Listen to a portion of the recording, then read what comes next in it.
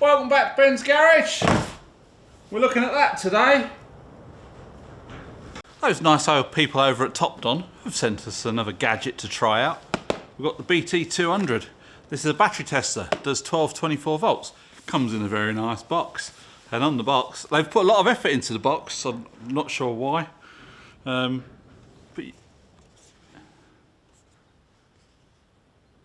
it's on magnets. Oh, little things, eh? But there it is, in all its glory. Battery on this starts the car every time, but it did go flat one point. No, it didn't. It was sat outside and it started up. I have charged it up while it's been in the garage.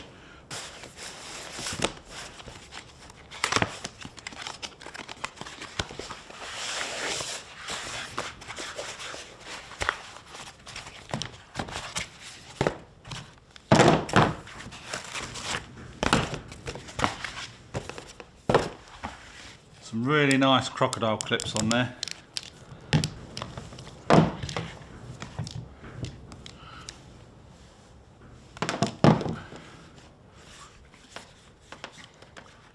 Feels nice in the hand. So this is the BT200 and this is the RT battery 101. I mean, that's got a nice long bit of cable on it as well. Feels a little bit more, it's solid plastic, and it feels good quality, but that's sort of like that. This one's sort of rubberized, does feel quite nice. Buttons feel good to the press. Let's get this bonnet open and give it a whirl.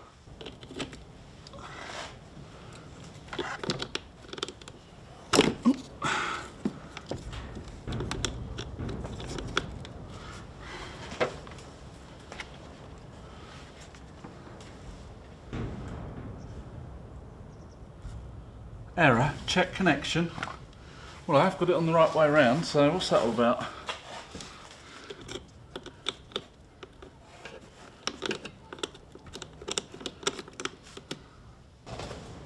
So I'm going to do a battery test first. So just press enter. It's a regular flooded battery. And now this is an EN battery, so we can scroll through here. EN. And it is 510 amps. Enter again.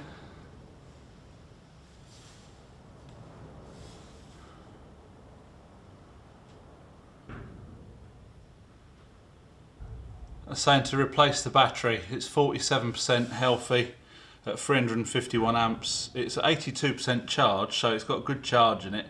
Internal resistance is 7.92 milliohms. So yeah, it does need a new battery, but we won't be putting one on it, so we'll exit. Right, so we're going to do a cranking test now. So cranking test, enter. Please start the engine in 20 odd seconds. So I'll quickly run around and fire it up.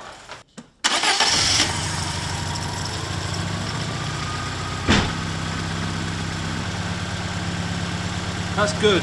Cranking time is 747 milliseconds.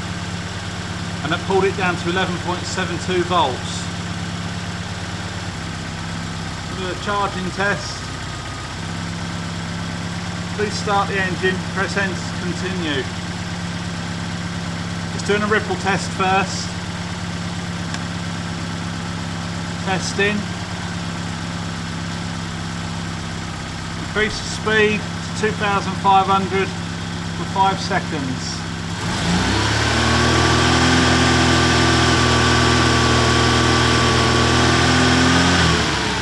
Press enter.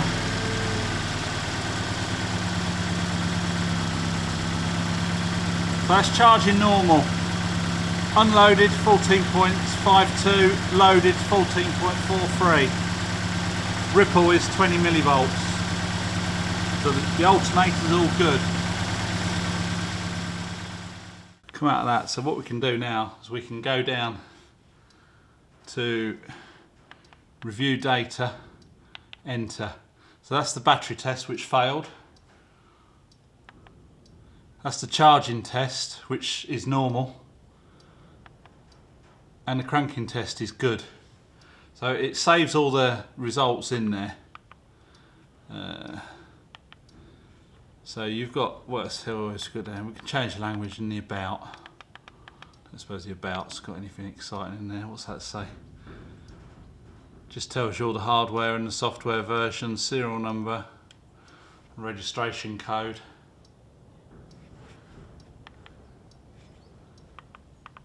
Let's just try a battery test again now. So it's a regular flooded. It's an EN. It's 510.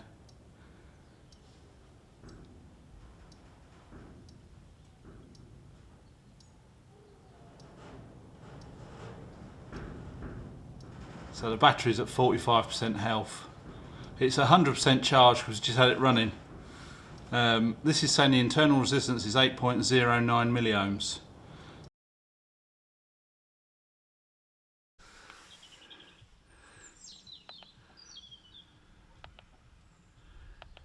What was it, 330? Yeah.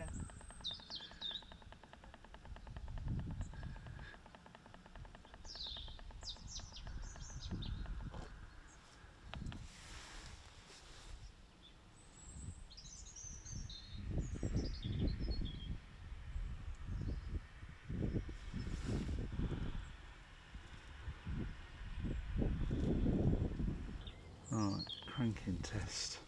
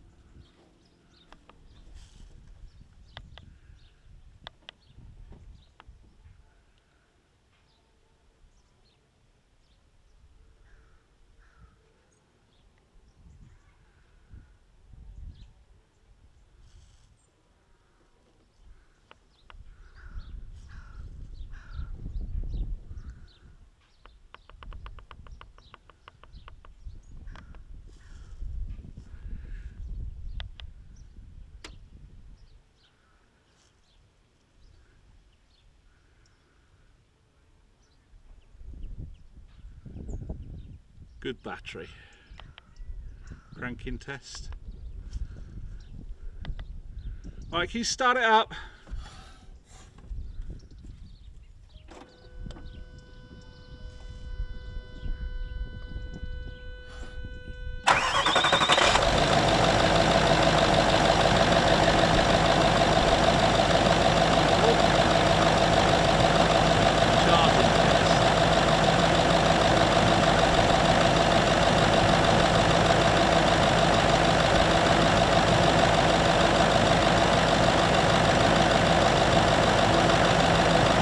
Revs up to 2,500.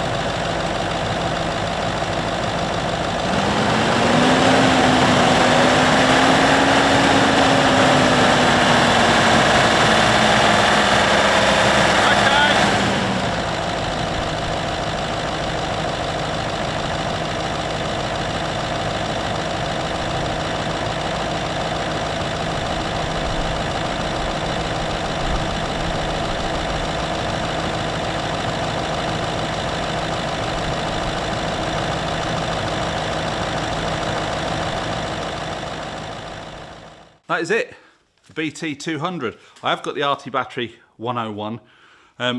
Both got exactly the same functions, apart from this there's 24 volts as well. Now, there are comparisons on their website. You can't do a 24 volt battery test with this, because if you know 24 volt vehicles, you don't have a 24 volt battery, you have two 12 volt batteries wired in series.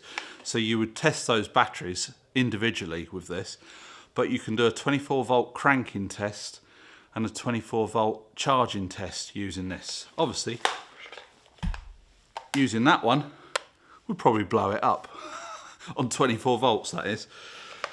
Other than that, the functions are all the same. There's all the same options for different batteries, I believe, but this one is a lot easier to use because it's a nice thing to get hold in your hand. This one can be a little bit fiddly. There's a nice long cable on it, and it works really well. So the battery on the digger shows, I can't remember what it did say now. It's at 50%. We know that battery keeps going flat. If we don't use the digger, it goes flat. So that will need a battery at some point, but come on, really. We'll just jump start it and use it. If we use the digger for a while, then it helps the battery up and it starts for quite a long time. But because we hadn't used it for like 2 to 3 months, it was just sat there, the battery went flat. But the cranking test came up good and the charging test was good. Now, where this really comes into its own is on things like the Range Rover. On old cars, like this here, little Panda, when the diodes used to go in the alternator, you used to just whack up a big red light on your dashboard and you'd think, we're not charging. A lot of this modern stuff, like the Range Rover, with all the electronics on it, and computers and bits and pieces, tend not to do that. So when you do the ripple test basically measures the AC current. Alternator is AC, converts it to DC for your car. The ripple is residual AC that's left over after it's been converted into DC. Now normally, if the ripple's quite low, your battery will absorb most of that and it's not going to be a problem. But if it gets really high, it could cause problems, and that's your alternator's on its way out. Range Rover battery came up good on that. It was about 80 odd percent for the initial battery test. Cranking test was good, and its charging was good. Unloaded was just over 14 volts. Loaded was 13.5 or something like that. So for like modern cars, these things are priceless. I don't know how much they are, but I'll put a link in the description. They do a BT100, which is exactly the same, but just as 12 volts. If you're not likely to ever do 24 volts, then you don't really need to go for the BT200. The 100 will do the job. But yeah, thanks very much to Topdon for sending this out. So we have done a few videos with Topdon over the previous year, and I've always found this stuff really good. The jump starter has been fantastic. This battery tester was quite good. But this one's slightly better. It's better in your hand, it's got a better screen, it's easier to read, but functions are all the same apart from the 24 volts. So that's going to be it for this video. We've got a couple more batteries that I can test on the tractor and the little lawn tractor that we use for towing the sweeper. I'll test those at another point in time. But it's just something handy to have in your toolbox. If a car is just sort of giving you little issues with starting and things like that, chuck one of these on. It'll tell you if your battery's good or not. That's it. So we'll catch you in the next video. Bye for now.